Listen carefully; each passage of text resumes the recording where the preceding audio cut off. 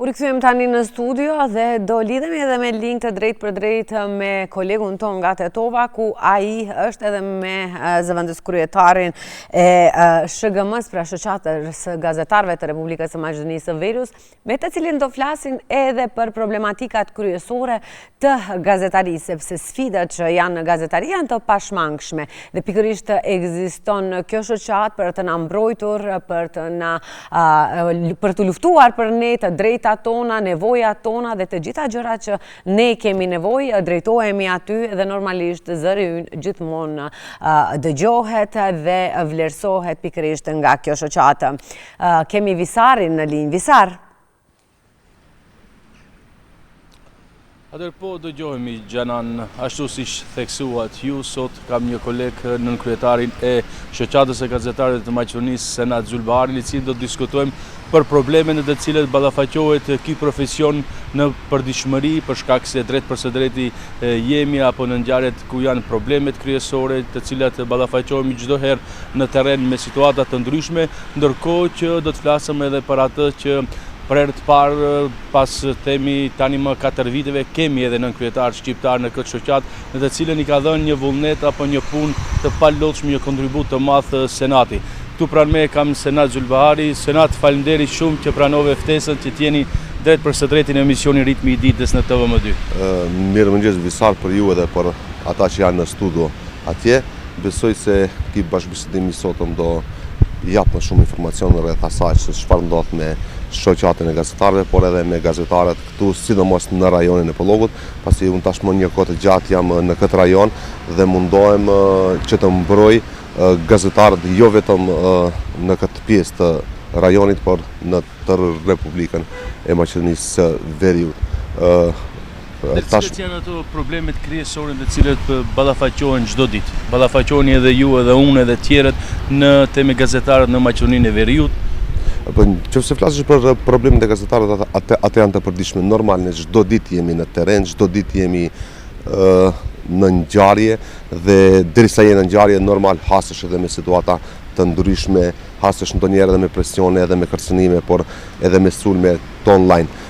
Ajo çfarë mund të them unë është se sulmet fizike ndaj gazetarëve për fat të mirë çdo vit janë duke u paksuar, edhe pse nuk mungojnë disa të tilla. Tani kemi metoda të reja të sulmeve të gazetarëve, janë ata sulmet online, por edhe slep pa ditë është një metodë më e re që ka filluar apo është bërë trend kohëve të fundit. Do kisha dashur që të ndalem më shumë çfarë janë slep pa ditë. Janë pa ditë të cilët të ngren zakonisht funksionar apo persona të ndryshme ndaj e gazetarëve, edhe pse nuk kam bazë për të ngretur një padi, mirë po për fat të keq që sistemi jon i drejtësisë në Republikën e Maqedonisë e lejon diçka të tillë dhe gazetari duhet të endet nëpër gjykata dhe të mos merret me një rast të tillë. Kemi pasur disa raste këtu ne, e kemi pasur rastin edhe me IRL-n, kemi pasur edhe me një koleg këtu në qytetin e Tetovës, kur jemi angazhuar dhe jemi duke e trajtuar këtë fal atij bashkëpunimi që kemi arritur edhe me avokat që i kemi të angazhuar në shoqatën e gazetarëve dhe e shohim në fund se nuk kemi të bëjmë me një padi, por thjesht kemi të bëjmë me një slep padi e cila qëllimin kryesor e ka që të thash gazetarët nëpër gjykata apo thjesht të tërrem dhe të mos ketë kohë që të merret me atë temë të cilën është duke e trajtuar, por të shkoj dhe të kërkoj falje gjëra të tilla, gjë që për fat të mirë ne kemi mbajtur trajnime me e gazetarët, kemi marrë përvoja nga shtetet e Bashkimit Evropian dhe më e dim se kemi të bëjmë me një padi reale apo me një slep padi. Ndërsa gjatë vitit 2025 kemi pasur vetëm 4 raste kur janë sulmuar gazetarët, edhe atë njëra ka qenë dëmtimi i pronës, dy kanë qenë sulme fizike dhe një kanë qenë sulm të online. Kjo nuk do të thotë se nuk ka edhe raste të tjera, ka raste më të vogla të cilët arrim t'i zgjedhim brenda ditës me institucionet dhe me policinë, me prokurorinë. Ndërsa është punë e gazetarit apo themi e mbrojtur, a ndjen gazetarët të mbrojtur dhe si funksionon, pasi tani më edhe ligji duket dukshëm që gazetarët tani më edhe nga numrat janë shumë më pak të sulmuar. A ka ndikuar thosh ligji për shkak se sot për të sulmuar një gazetar dihet se është shumë më e vështirë se sa si ka qenë më herët. Që kur gazetarët në sistemin e drejtësisë u bënë persona zyrtar, ka ndryshuar forma e sulmit, ndërsa nuk kanë sulmuar, nuk kanë ndryshuar sulmet ndaj gazetarëve. Atë që e ceka është se mo rrallë kusht mund të sulmoje fizikisht, tani kanë gjetur metodat të tjera, janë sulmet online, ku në për rrjetet të ndryshme të mundohet të ullet puna e gazetarit, të thyet, të poshtërsohet, me atë qëllim që ai të mos merret me ndonjë temë të caktuar, por edhe me padi. Normal, sulmet e gazetarëve vazhdojnë të jenë, por kanë ndruar vetëm mënyrë dhe metodë se si të njëjtit janë duke u sulmuar. Ta është puna e lehtë e gazetarit. Normal se çdo punë që je çdo ditë në terren dhe mundohesh të mbledhësh informacionin nuk është e lehtë. Nuk është e lehtë se ti duhet për të pas një lajm të balancuar apo një informacion të balancuar duhet të endesh nëpër institucione. Dhe institucionet jo rrallë herë dinë që ta vënojnë informacionit jo për ta fsheh, se ka edhe mënyra tjera, domethënë ligji për qasje me informacione me karakter publik e lejon që ti mund të marrësh një informacion të tillë, por e keqja e kësaj është se neve na duhet lajmi, e kemi kronikën gjatë ditës së sotme ose gjatë kësaj jave, ndërsa ky ligj e mundson që informacionin ka drejt ligjore që të ta jep brenda 22 ditë punëve. Dhe nëse ti e merr një informacion të tillë pas një muaji, nëse mund ta quajmë, ai thjesht ndonjëherë edhe nuk të duhet dhe kjo e bën punën më të vështirë. A respektohet nga ana e institucioneve publike ku jemi te informacionit publike? Kryesisht dihet se siç është institucioni Prokuroria Publike, Gjykata e Tetovës, komuna her pas here, por edhe institucione tjera që janë me karakter publik. Thatë që ligji ja lejon deri në 20 ditë të kthej përgjigje. A duhet ndryshohet ligji në këtë aspekt që gazetarët si shtat marrën informacionin aty për aty apo brenda ditës për shkak se edhe kronika përgatitet për një ngjarje të caktuar brenda ditës, jo brenda muajit? Ka informacione që edhe mund të jepen brenda ditës, mirë po ka edhe informacione që nuk mund të jepen brenda ditës, thjesht një institucion duhet të mbledh të dhëna brenda institucionit dhe kjo e pamundson. Sa është bashkëpunimi me institucionet. Fatmirësisht, nëse flasim për këtu ne ku punojmë, domethënë në rajonin e Tetovës, ne kemi arritur të kthejmë disa tabu tema, shumë kemi arritur që të vetëdijsojmë institucionet sa ata e kanë obligim ligjor që të na japin këtë informacion. Dhe në këtë mënyrë thjesht kanë filluar që të jenë pak më të shpejt, ndërsa një lajm i mirë është se mund të themi rreth 3-4 vite ne kemi edhe një bashkëpunim të mirë edhe me prokurorinë e Tetovës, ku për herë të parë, pas edhe ndryshimeve ligjore, në Republikën e Maqedonisë në disa prokurori që janë më me rëndësi, ka të angazhuar prokuror i cili merret me sulmet ndaj gazetarëve. Domethënë është një prokuror që ne e dimë se cili prokuror është dhe nëse një gazetar sulmohet dhe ne e denoncojmë rastin në polici dhe e informojmë prokurorin. Dhe ai prokuror e ka obligim që nëse merret me ndonjë lëndë tjetër të jep prioritet sulmit ndaj gazetarëve. Dhe kjo e ka bërë punën edhe më të lehtë, po edhe më efikase, po ka dhënë edhe efekt më të madh që sulmet ndaj gazetarëve vërtet, sulmet fizike sidomos që të ulen.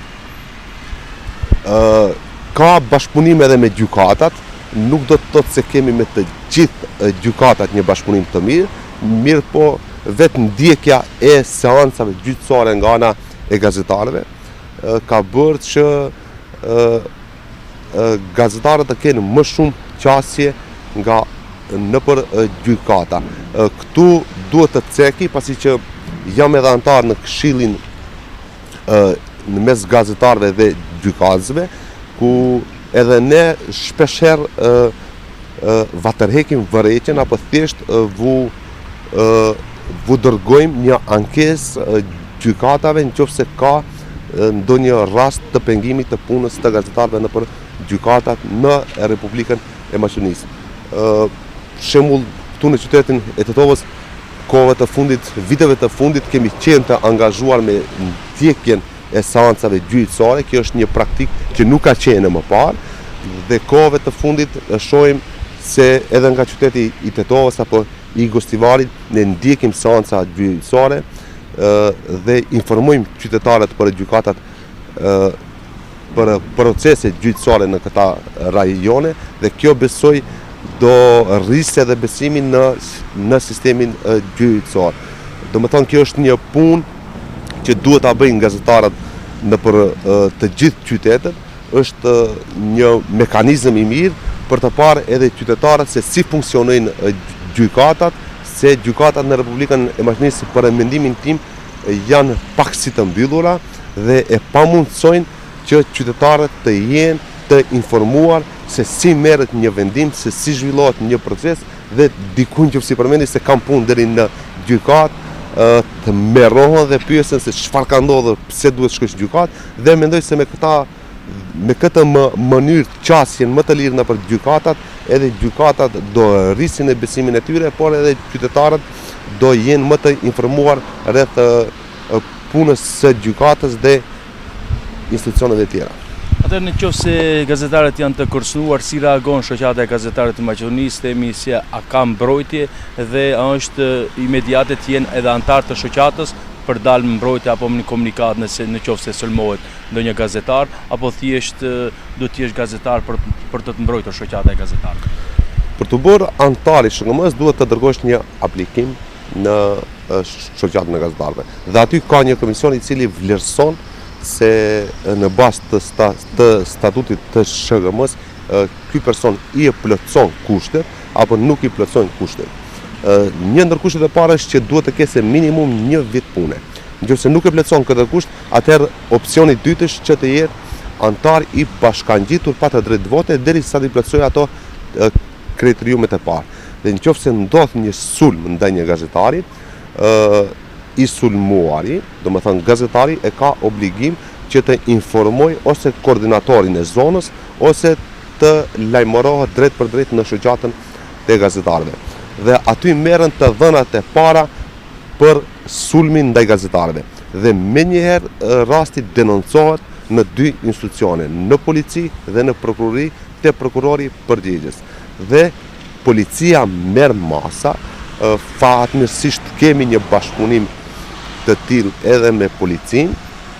Mos harrojmë se gjatë vitit 2017 shoqata e gazetarëve ka nënshkruar edhe një memorandum bashkëpunimi me Ministrinë e Punëve të Brendshme, dhe kjo e ka ndihmuar apo u ka lehtësuar shumë punën gazetarëve nëpër vendngjarje. Të japim një shembull, kur para vitit 2017 kishim gazetarë që sulmoheshin nga ana e pjesëtarëve të policisë apo të SPV-ve nëpër rajone, tani të njëjtët mbrohen fal këtij memorandumi që është nënshkruar në vitin 2017. Dhe aty ka do rregulla të thjeshta që duhet të ndiqen nga të dy palët, nëse ka ndodhur shembull një aksident komunikacioni, gazetari ka obligim që kur të shkojë në atë vend ngjarje, vetëm të informoj pjesëtarët e policisë që janë në atë vend ngjarje se ky është gazetar apo është kamerman, dhe ti tregoj ndonjë mjet identifikimi, ndonjë beç të punës, dhe puna e policit është që të njëjtit ti thotë që mos futesh në zonën ku mund të dëmtohen edhe dëshmitë, dhe besoj se kjo e ka lehtësuar punën e të dy palëve që të mos kenë konflikt, po thjesht për të kryer punën e tyre. Se fundit edhe ky është qëllimi. Gazetari del në ngjarje për të informuar qytetarët, ndërsa pjesëtarët e policisë janë për ta kryer punën e tyre nëpër vendin e ngjarjes. Senat, ju jeni ri, mirë po përvoja ju e shumë vjeçare në gazetari, a mund në pika të shkurta të tregoni ka ndryshuar stili i gazetarisë apo informacioni më i shpejt se sa kohën më herët, ku keni punuar? Sot edhe qytetarë të ndryshëm një farforme mundohen të bëjnë stilin e gazetarit, ndërkohë që shumë rrjete sociale, tiktokera, themi ato të cilët ka ndryshuar pak stili i gazetarisë klasike me këtë gazetarinë e sotshme. Po fundi qëllimi i gazetarisë është për të informuar të drejtë. A ka ndryshuar? Po ka ndryshuar shumë, ndonjëherë ka anët pozitive dhe ka anët negative. Anët pozitive ka se mund të informohesh shumë shpejt dhe mund të dezinformohesh shumë shpejt. Në shumicën e rasteve edhe na vështirëson puni. Kur marrim ndonjë ndodhi që ka ndodhur këtu dikun dhe ti duhet ta verifikosh fillimisht. Dhe jo rallëherë na del se nuk është e vërtetë. Dhe kjo vërtet e na vështirëson, domethënë mund të ndodhe që tërë ditën ti të merresh të verifikosh ndonjë informacion dhe në fund të ngelesh pa informacion se nuk është informacioni i vërtetë. Ndërsa ka edhe shumë anë pozitive, domethënë tani përcillet informacioni shumë më shpejt, mund të bësh një lidhje të drejtë për drejtë siç jemi edhe ne shumë më shpejt, dhe këta janë ato përparësitë. A ka ndryshuar? Shumë ka ndryshuar, por megjithatë kemi gjithnjë e më pak gazetar. Ka persona që duan të paraqiten si gazetar, por realisht nëpër televizione, nëpër gazeta, nëpër portale serioze të online, ka gjithnjë e më pak gazetar të cilët duan ta punojnë këtë profesion. Ka edhe nëpër universitetet ka gjithnjë e më pak student e gazetarisë dhe kjo besoj se nuk është mirë si për demokracinë në vendin tonë, por edhe si për televizionet dhe e mediumet. Atëherë gazetaria sot, shërbim ndaj qytetarëve apo interesa personale? Si i shfrytëzojnë më së shumti gazetarët? Ka edhe ashtu. Do me thonë, edhe qytetarët e dinë mo.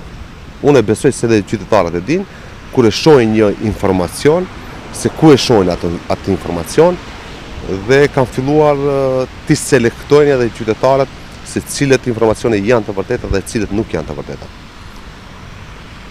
Atëherë është mision apo do të jetë profesioni i gazetarit, pjesa e gazetarisë? Për shkak se sot shohim në qytetin e Tetovës, theni ju, kolegët më të vjetër, janë ikona të qytetit, ndërkohë që thjesht merrni informacione apo ndodhit edhe nga ana e qytetarëve. Bashkëpunimi me qytetarët besoj se është më i madh se bashkëpunimi me institucionet.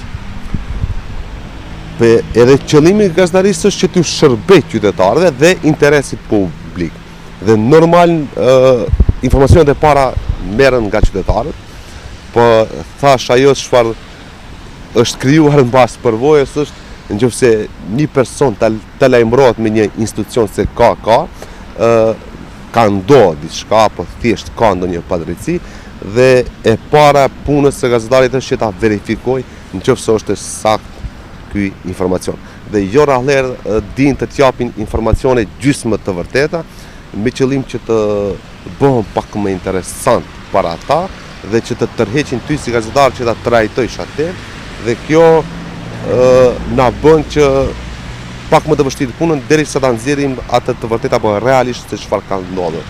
Është profesion, është një profesion, po nëse nuk e do këtë profesion nuk mund edhe ta punosh. Se shpeshherë unë lirisht e them se ne llogaritemi në këtë pjesë si korrespondent nëpër mediumet dhe këta janë motori i televizioneve. Nëse shikojsh të gjithë ngjarjet, realisht ngjarjet më kryesore dalin në këtë rajon. Edhe domethënë respekt për gjithë kolegët, po ne realisht kemi arritur sidomos në rajonin e Pollogut të trajtojmë tema që vërtet janë në interes të qytetarëve.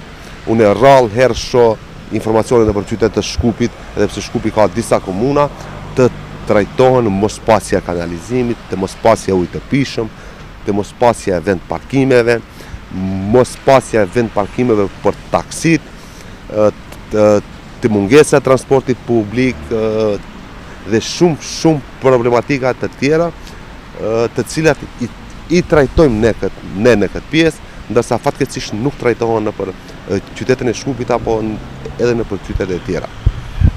Tani më gati 4 vite që jeni në krye të SHGM-s, ka ndryshuar mënyra e të menduarit për të qenë në krye të SHGM-s për shkak se jeni i pari që jeni nën kryetar, nëse e di unë shqiptar në këtë shoqat, ndërkohë që fund vitit do të kemi edhe zgjedhjet për kryetar dhe për të gjithë udhëheqësinë e SHGM-s. Do të jeni përsëri kandidat apo cila është ajo dëshira juaj apo dëshira e ne gazetarëve? Jo, realisht unë antar i SHGM-s jam nga themelimi, jo nga themelimi i SHGM-s, se tani më me 17 shkurtë dhe SHGM feston 80 vjetorin, domethënë antar jam prej kur kam filluar para 18 viteve punë si gazetar, a do jem në krye të SHGM-s, nuk e di. Domethënë ne këtu në rajon Topollogu, domethënë edhe ku e përfaqësojmë këtë pjesë, realisht në bordin drejtues tani më nuk përfaqësoj vetëm në këtë pjesë. Ne kemi një mbajmë mbledhje dhe në atë mbledhje vendoset me konsensus se kush kë do e dërgojmë në shoqatën e gazetarëve të SHGM-s në përfaqësues, pastaj atje ka zgjedhjen nëse personi arrin të zgjidhet, atëherë mbrin në atë. Varet nga kolegët, domethënë varet nga ju nëse unë do jem pjesë e SHGM-s në udhëheqësinë e SHGM-s apo jo, por edhe nga votuesit. Domethënë këtë traditë as që e kam plan që ta kthej, domethënë ne ulemi e diskutojmë dhe mundohemi të gjejmë personin më adekuat që do i përfaqësojë gazetarët dhe që do mbroj interesat e gazetarëve. Besoj se brenda këtyre 4 viteve kam arritur sadopak të ndihmoj kolegët. Domethënë kemi arritur të bëjmë edhe disa marrëveshje me institucionet për punën më të lehtë të gazetarëve dhe besoj nëse kolegët më propozojnë, se nuk e di a do kandidoj, vetëm nëse më propozojnë, atëherë mund edhe të kandidoj për në bordin drejtues të SHGM-s, por nuk është e domosdoshme, domethënë unë çdo herë kam thënë nuk e kam patjetër, po ndonjëherë ndonjë punë marrish vetëm për t'i mbrojtur kolegët më mirë apo për ta bërë punën ashtu siç duhet. Janë zgjidhjet në fund të këtij viti, mendoj se ka shumë kohë të shohim njerëz se kush do jenë kandidaturat, se si do rrjedhin ngjarjet, se si do rrjedhin punët dhe fundit SHGM-ja do jesë aty, do jesë për të shërbyer gazetarëve pa marrë parasysh jam unë apo nuk jam unë, dhe krejt qëllimi i shoqatës së gazetarëve ka qenë deri më tani të mbroj interesat e gazetarëve dhe besoj se kjo edhe do vazhdoj edhe pa mos qenë unë aty. Zoti Zylbari, faleminderit shumë që ishi në emisionin Drejt për së drejt në TVMD dhe faleminderit shumë që bashkëpunimi themi i gazetarëve këtu në Tetov vërtet është shembull për shkak se dëgjohet edhe nga gazetarët e tjerë të Shkupit. Jo, unë them ne vërtet jemi shembull, jemi shembull për bashkëpunim dhe besoj se kjo do arrihet edhe në të gjithë qytetet e tjera dhe shpeshherë më vjen mirë kur kolegë nga qytetet e tjera vinë dhe na shohin se si gazetarët e Tetovës janë të bashkuar, bashkëpunojnë dhe dinë të mbrojnë interesin e njëri tjetrit.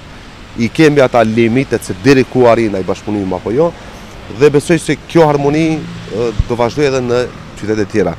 Ju faleminderit edhe juve që ma mundsuat për të treguar atë punës së SHGM-s dhe punët që i bëjmë sidomos ne këtu në rajonin e Pollogut dhe besoj se ky bashkëpunim do vazhdoje, ndërsa ju kolegë sukses.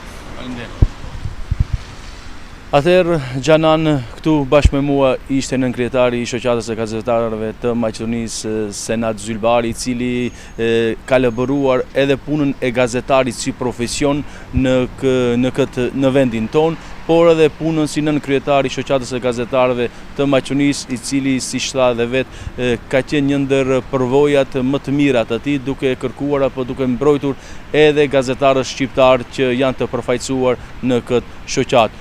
Këtu ishin informacionet sa i përket në qytetin e Tetovës, bashkë miropafshim javën ardhshme. Të faleminderit Visar, faleminderit që gjithmonë sjell informacione shumë të sakta nga qyteti i Tetovës, gjithmonë ke bashkëbiseduesit më të spikatur dhe padyshim na informon për gjithçka që më saktësisht edhe ju nevojitë e qytetarëve. Ngelemi të përshëndetur deri takimin ton të radhës.